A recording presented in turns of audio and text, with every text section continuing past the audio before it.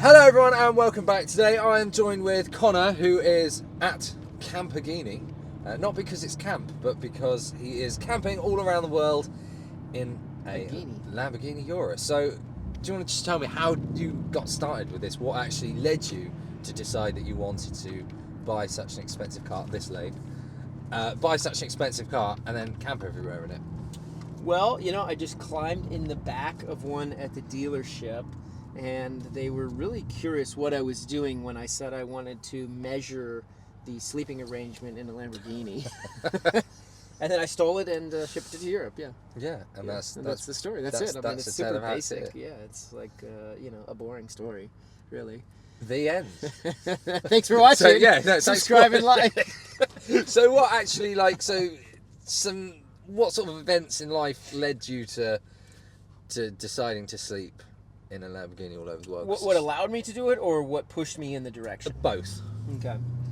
So, essentially, you got a few hours? Yeah, sure. I'll see how long this memory cards. That lane. Over there, huh? He's really not doing very well at driving on the correct side of the road. This whole wrong side of the road driving, let's be clear. Correct would be on the right side. You guys driving the wrong side. In fact, I thought... Typical Yang. I thought that Where are you going? Over here. Look, just makes up the rules. Says. Right, okay, anyway. Seriously. But see, I'm really wondering, when I went to the dealer, I'm like, can I get a discount on these cars because the steering wheel's on the wrong side? Like, I thought, there's the defects. When they leave the factory, they accidentally put the steering wheel on the wrong side. It's very intentional. Discount. No, unfortunately But they wouldn't give me a discount. No. I really wanted to get another Lambo, but, Anyway, so, what pushed me on this journey? Well, when I was young, I was always entrepreneurial, starting different businesses, car wash, and I'd pick up screws. I would go on job sites, I would go lawn mow, snow blow. And eventually I just started building things. I started with scrapping and grabbing things out of dumpsters, wood and stuff. Built tree houses, little forts, and move it around. And the neighbors would be like, hey, can you build a little chicken coop? And then can you change a window? Can you change a door? And by the time I was 16, I was remodeling houses. So quite young for remodeling houses. Yeah. Because I'm lucky if I can make myself a cup of tea. And you're remodeling houses at 16. So basically that's what started you off. Yeah, that's what started me off, and I just continued building and building and building, bigger, and I never was that really into school. I actually was bullied quite a bit as a kid, which I think is what pushed me to have the, discipline to just continue working and persevering. And I skipped a lot of, high school and just would work. I mean, if it's snow, I would go snow blow at 3 a.m., ditch class for half the day, and make $500. Whereabouts in America are you from? I'm from Colorado. Snow? Right, okay, so snowy. Yeah. So you'd shovel people's snow off their drives and you'd make $500, did you say? Yeah. What, a day? In high school, you could make $500 shoveling snow. Why is my steering wheel heater on? Please Maybe I need to move to Colorado then.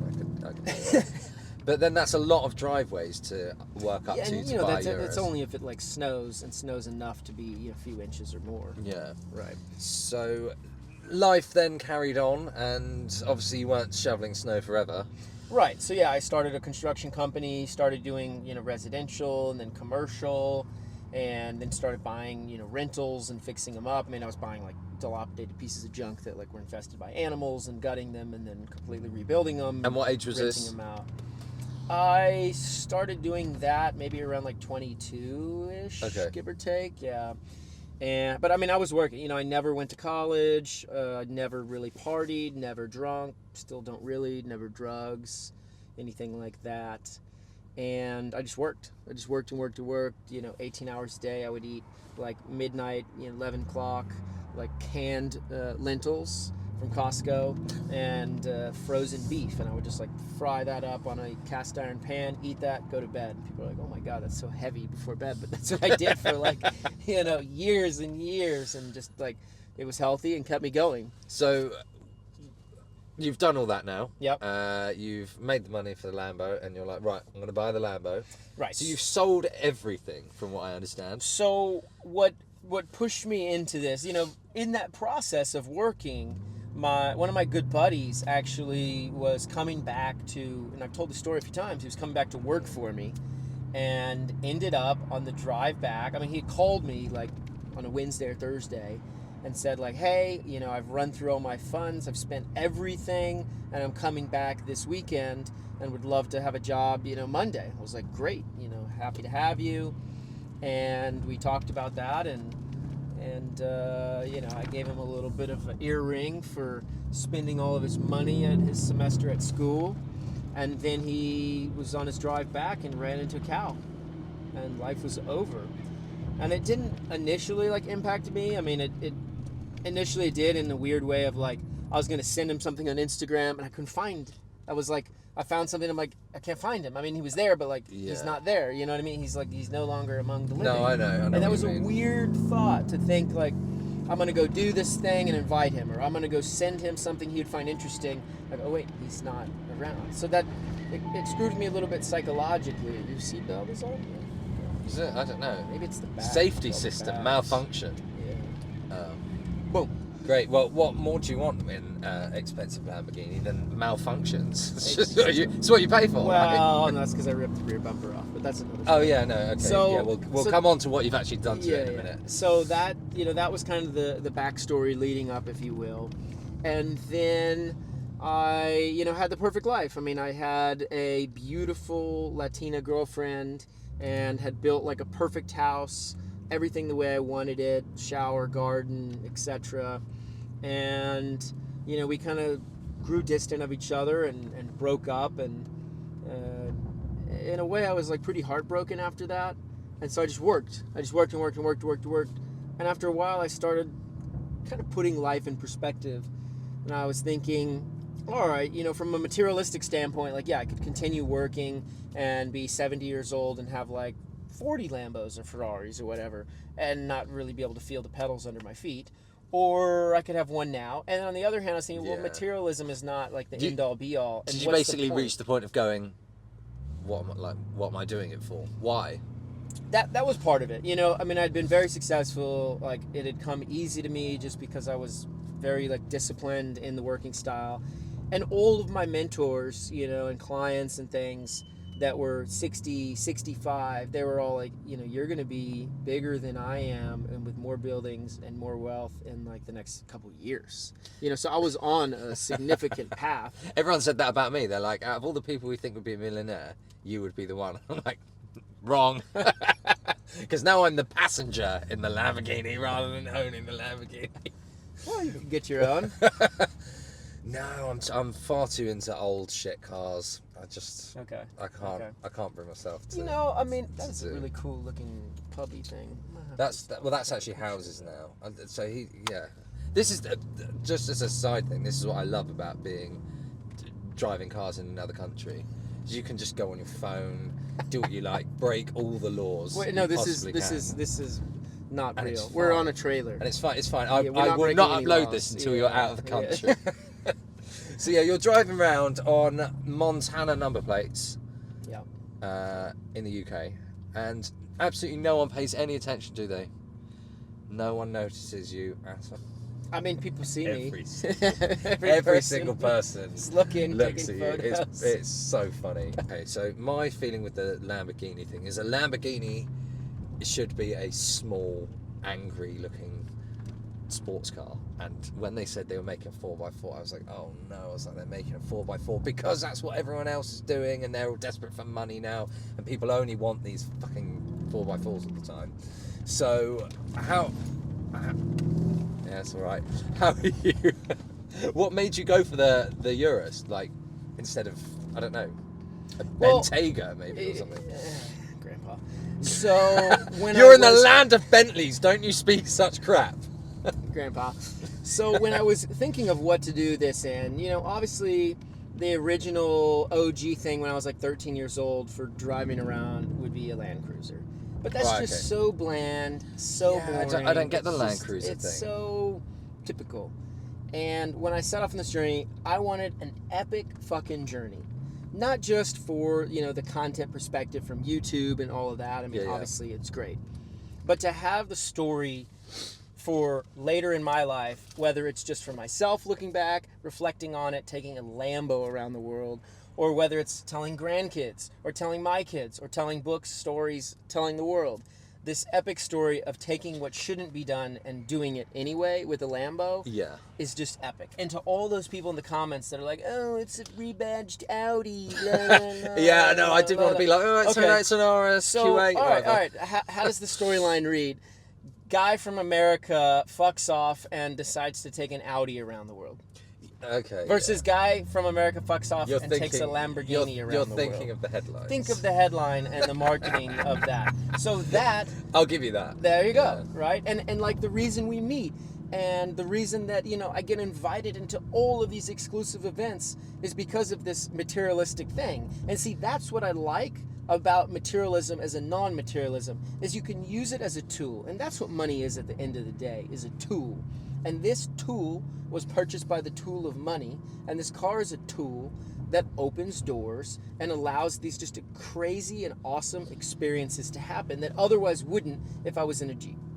Well, no, I think that sums it up very well, to be honest. But do you think, like, I mean, we met, like, this is crazy, like, I've met you once at a car show, and then you just turn up at my house in a Lambo like a week after. I think that's brilliant, and that's a great thing about specific. I mean, I know it happens at other car shows, but specifically the shows at Churro Ray, that we were basically in a car park camping. I was there for the little backstory that was my part of it. I was there with my friend Colin. He was staying in a hotel, but I didn't have a hotel, and we took his camper van down, and my plan was I was just sleeping in the camper. So I was in a car park, security wouldn't let me in. I showed them every single pass for the event I had. They were like, no, you're not coming in. And then I just said, I need to get my inhaler out my car, right? And then they let me in, and I walked up to my car, jumped in the camper and locked it, and just barricaded myself in for the evening. I kept looking out the window like someone's coming over. The next day, you were over talking to Colin, and you're like, oh, hi, I'm sleeping in the car. I was like, I'm not the only person camping out in the car show. And you were just camping at a car meet, and like I say, now you've turned up at my house, and we're going for a drive, and we've driven in the sea. Yeah, that was fun. Yeah. A crossing from America, passing to the sea real quick. Yeah. But so, what sort of, you know, when you're saying about the material thing, people that you meet along the way, like, who stands out? Who've you met along the way doing this? I mean, so that's the cool part about this, is you meet, obviously you go to like the Lamborghini dealerships and stuff. Yeah, you meet wankers like you. Wankers. Bloody wankers, mate. Wankers. We're in the land of wankers and bonnets. You keep saying the land of wankers and bonnets. That's what it is. I love it. The land of wankers and bonnets. They're everywhere. In that American accent where they try to sound English, but no. Oh, no, I sound English. You're doing your best. I do You're doing your accent. best. But no, it literally, I mean, this car, I pulled up at stoplights and like met up with, you know, the coolest people around the world that are also in, you know, exotic cars. And they see me in this car and from America, and they're like, oh, we're going to invite you into our circle. We're going clubbing. We're going here. We're going there. Like, immediately, the door is just open. You're like part of the exclusive club. Why the fuck is this person because they're so a fucking learner. So... Anyway, enough of that. Yeah, enough, little honestly. L on the car. Yeah. I thought it stood for loser. For loser, yeah, I know. So, you know, the doors just open to these amazing places and amazing, you know, opportunities like that. And, you know, some days it's hanging out with gangsters, some days it's hanging out with, you know, lawyers, some days it's club owners, some days it's like, you know, press, some days it's, you know... Just walking with our tits out. Yeah, basically. And it's just a bit heavy for me. Welcome to England. Yeah, sorry. America. Yeah, no, you're from America. Yeah. These are like... Yeah, it's our like food little that's come here, but... stick insects to you. Have another McDonald's. Right, so. You guys have worse food here than the States. I'm just gonna. Oh, do you know? I will say I find that when I go abroad, I actually like our food here. Like, foreign food is not great. France is really nice for like pastries and. Guys, stuff just like for the that, record, but... if you're not from England, I'm cutting him off. They basically eat like cardboard here. No, we don't. The All right, I'm gonna worst have to... food I've ever tasted in my life is in the UK. I've been to like 40 some odd countries, and literally the worst food is here. And the Wi-Fi, and the internet, not just Wi-Fi, the cellular internet, just while we're going off on the UK. The internet here is worse than anything other than Cuba, and Cuba doesn't have internet. It's not worse than Cuba! It's like, no, it's just about to the same point of Cuba. Literally, like the phone even said 5G, and it was taking 20 minutes to upload a story. He's on 5G O2. I'm on O2 and Vodafone and everything else. But I will say this though about the UK and the people here. I was about to call them wankers. Bloody wankers, a lot of them. Wankers. Look, for a country that has horrible service, horrible food, and horrible weather, the people here are quite pleasant. So what happened when you went to Lamborghini Pangborn? It was an absolutely pleasant experience. Really? It really was. They were really quite nice. Right. Why? And, I mean, they why were they nice to you? They love the journey, you know, and that's the crazy thing about this journey. I mean, they literally reached out to me and said, "Hey, we'd love you to come in and we'd look over the car and help you out if you need any service or anything." I bet they would. And no, £5,000 later, here we are, right? And I bought 3 more Lambos from them, you know, but they were right-hand drive, so I gave them back. No. But no, give them away. Yeah. Actually, that's a good idea. You could have driven them into the sea. Yeah, that would be a cool video. Yeah, and we could have saved it from there. What, that? Yeah. That's an abandoned. They used to do like radar testing there. They now train police dogs on it. So we shouldn't go in there. So we shouldn't go in there. Might get dogged. Not in the good sense of dogs. You don't have dogging in America, do you? So just a little backstory. Okay. Last night I said to Connor, "Where do you sleep?" And he sent me a picture of a place that basically anywhere in Portsmouth near the sea is a dogging hotspot. But he was in the dogging hotspot and was like, "Yeah, apparently there was a guy around there last night who looked pretty pissed off at you for not leaving and then drove off." But yeah. Can you explain what dogging is? Because and everyone else in America are still like a bit confused. Do you not have dogging in America? No. Well, what do you do for fun? Well, we don't have fun with dogs. But anyway, explain what dogging is. But you know what dogging is. Because you told me last night. Or this morning, actually. No, I did not say anything to you last night. Yeah, you're right. This is morning. This is dogging, and I'm going to show you what the dogging is. No, that's right. You texted me this morning. It's like, you know what we did last night? That was dogging. You showed me. Fucking hell. I want to know what love is. Is that what this is about? Get the fuck out. I'm already gone. So no, dogging. It's a van. You can get it. There's a dogging. It's yellow. You like this? I like yellow vans. Yeah, dogging is where you meet usually strangers in car parks for sex, and other people will watch. But there's like a code. Oh, you didn't tell me about this watching part. No, there's a code to it as well, like code of ethics. No, code best practice. Codes of like you flash like your lights at people and stuff, and there's one place when I first moved here. I was probably like flashing my lights and shit. You probably were. See my toothbrush light going off. They're like, that's a lot of signal over there. He's got something in his mouth. Get over there. No, when I first moved here, there was a woman that was me and my mates were driving along the top of the hill, and we went to this car park where we knew that everyone went dogging, and a woman who must have been about 75 got out of her car wearing knee-high leather boots and fishnet stockings, and then bent over the back of her car, and I lifted her skirt up, and we went back. Yeah, she did that often. Don't know where she is now. You lifted her skirt up. Yes, that's right. I lifted 75, and you know, when you look like this, you've got to get what you can. You are the only person camping in a Lamborghini in the world, which is cool. I think. I mean, there could be that we don't know about. Well, I doubt it, but we were having this conversation actually, weren't we, when we met? That are you the fastest camper in the world? Definitely. Yeah, but how fast does this go? 305 kilometers an hour. Can I have that in English?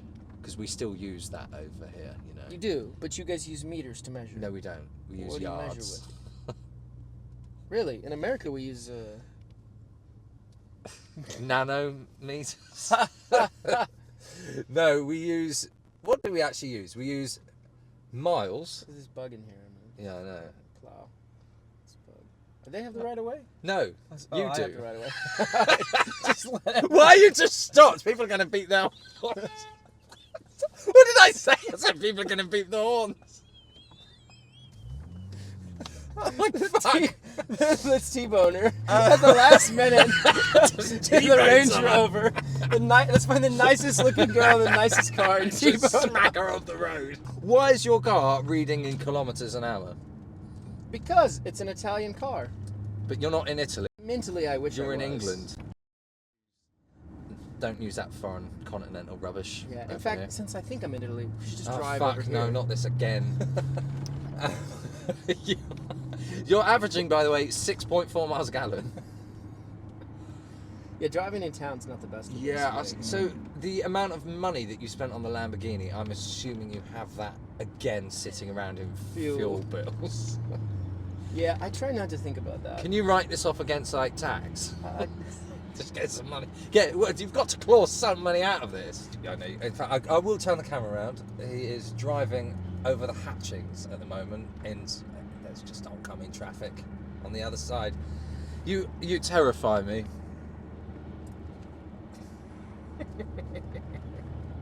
So, where are you going next? What are you doing after this? Well, I was thinking that lane over there looks pretty nice. You're going to sleep in it? No, to drive through. You said, where am I going next? Where are you going in England next? In the world next? In the What's world. the grand plan? Grand plan. Okay, well, we have grand plan and we have, micro plan. Okay. So, the grand plan is to go around the world, like everywhere around the world. Yeah. All the cool hot spots.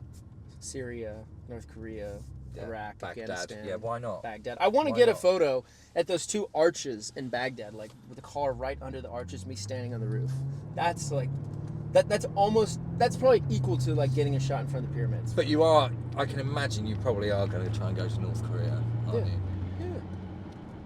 How are you going to get in? I know that. I'm going to phone Kim. But you're American. Yeah. And? They're not going to let an American into North Korea. Yeah, they have. Was it Trump? Was that the only one? I don't think he's actually been there. I think they met in a mutual ground. Oh, yeah, they did, didn't they? Yeah. Probably like Russia somewhere. I don't think that's really a mutual Russia. ground. No, I know. Why is the seatbelt locked in? Because I'm braking. But, Look, now. nope. It thinks you're fighting it. I'm not fighting. You can't resist. Kidnap mode. I'm trying to find where my phone is. It's down there. Oh no, that was really stupid because now it's... okay. Well, look, I think otherwise, if we don't wrap up at some point, we're going to carry on talking forever. So, Connor, thank you very much for not letting me drive your car. Yep. Thanks for make not sure, driving my car. by the way, like, subscribe, all that rubbish. I'll see you again next week. Yeah, like and subscribe to Camper Genie. Go to my website, Campergenie. campergenie.com. Genie? Campergenie, whatever, however you guys pronounce it here. In case I get canceled on YouTube again, make sure to go campergenie.com. Subscribe, check it out. I got videos, blog, doing other things there. And Instagram. Bye.